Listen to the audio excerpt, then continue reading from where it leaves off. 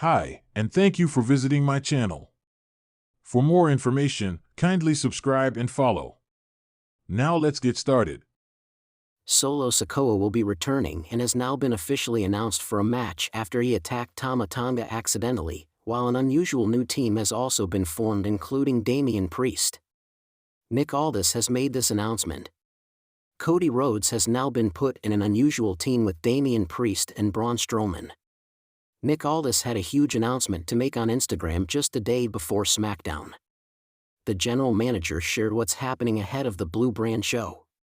He confirmed a match for Liv Morgan to compete against Naomi in a singles match.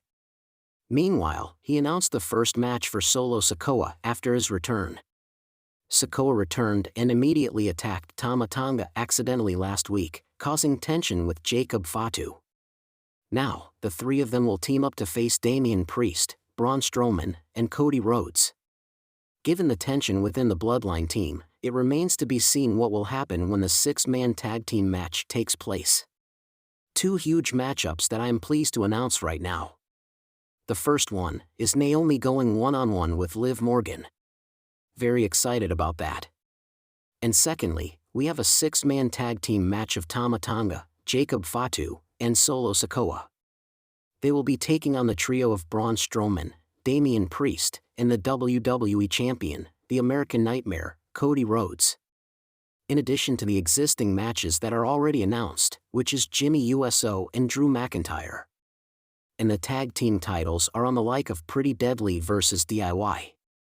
It remains to be seen what happens when Damian Priest's unusual team with Cody Rhodes and Braun Strowman faces Solo Sikoa's team. The WWE landscape continues to shift dramatically, as Damian Priest and Solo Sikoa have made major waves following their recent actions. In an unexpected twist, the World Heavyweight Champion has assembled a new faction, while Solo Sikoa's return has thrown SmackDown into chaos. With tensions at an all-time high, WWE is set for a dramatic shift in its power structure. Damian Priest's unorthodox alliance.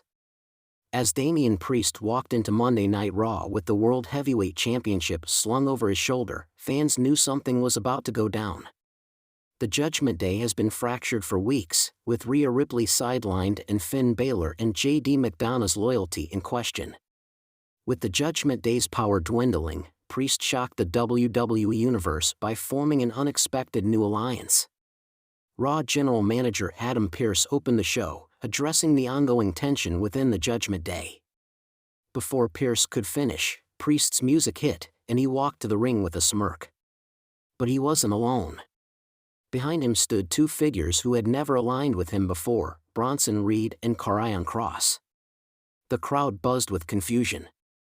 These were two of the most unpredictable and dominant forces in WWE, but they had never been associated with Priest.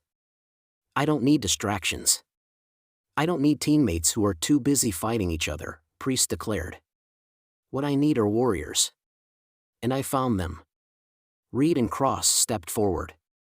Reed, the massive Australian powerhouse, glared at the camera. Kross, with Scarlett by his side, remained eerily quiet. The tension was palpable. Priest had effectively formed a new version of Judgment Day, one built on destruction rather than deceit. Later in the night, the newly formed group was put to the test against Seth Rollins, Sami Zayn, and Ricochet in a six-man tag match. The result was pure carnage. Reed's power, Kross's methodical brutality, and Priest's leadership overwhelmed their opponents. The match ended when Kross locked Ricochet in the Kross jacket, forcing him to pass out. Priest's message was clear: he had moved on, and Judgment Day was a thing of the past. But how would Finn Balor and JD McDonough react? Solo Sikoa returns with a vicious attack. Over on SmackDown, the Blue Brand was still reeling from Roman Reigns' absence. With Paul Heyman trying to hold the Bloodline together, things were unstable. Then came a moment that sent shockwaves through WWE. Solo Sikoa returned, and he was out for blood. During the main event, Kevin Owens faced LA Knight in a no disqualification match. The crowd was on fire as both men battered each other with chairs and kendo sticks.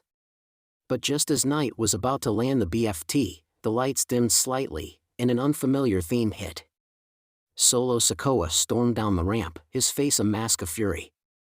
Without hesitation, he delivered a thunderous Samoan spike tonight, then turned his attention to Owens, planting him with a spinning solo through the announce table. The crowd erupted in a mix of cheers and boos. Paul Heyman appeared at the top of the ramp, looking both relieved and anxious. The enforcer was back, and the bloodline had regained a dangerous weapon. Backstage, Kayla Braxton tried to get a word with Heyman, who simply stated, "Solo Sikoa does what is necessary." When asked about Roman Reigns, Heyman smirked. "You'll have your answers soon." Shortly after the show, WWE made it official, Solo Sikoa would face LA Knight at the next premium live event. It was a match born from chaos, but with Solo's viciousness, LA Knight was in for the fight of his life. The fallout, a new era begins. With Damian Priest forging his own path and Solo Sikoa making his mark once again, WWE's power balance has shifted dramatically. What will Finn Balor and JD McDonough do in response to Priest abandoning the Judgment Day? How will LA Knight respond to Solo's attack? Where does this leave Roman Reigns and the Bloodline? One thing is for certain, WWE is more unpredictable than ever, and the road to WrestleMania just got a lot more interesting.